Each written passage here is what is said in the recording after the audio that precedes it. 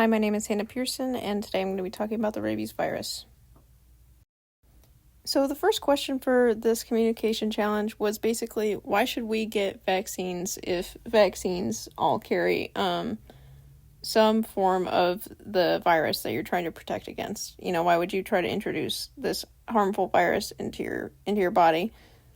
And my answer to that would be, while vaccines do carry these sort of modified versions of the virus, they're all in different, non-harmful ways. So like with the proteins-based vaccines, you're using proteins from the virus, but they don't have any heritable genetic material, and they're, just used to stimulate B cell production of antibodies. And then, like with the recombinant vector vaccines, DNA from the virus is placed into like a modified version of this virus, but it's the modified, virus is non-harmful. It doesn't cause any harmful symptoms. It's just so that it can replicate in a host cell and then cause B cell stimulation to produce more antibodies.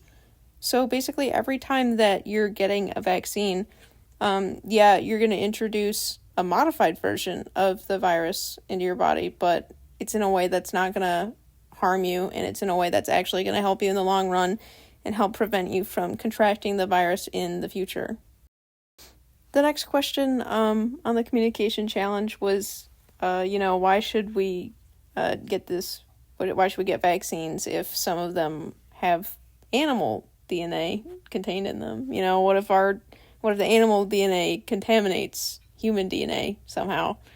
And the answer to that question is basically it can't. I don't think DNA can infect DNA. I don't think that's possible, especially in this case. I'm assuming this question was kind of referring to live attenuated viruses, which utilize animals to sort of weaken a virus so that it can be reintroduced to humans in a way that it's going to stimulate B cell production of antibodies. In this case, it's live attenuated viruses are actually a really efficient way to make viruses. It's been utilized a lot in the past. It's found vaccine cures for measles, mumps, rubella, and polio.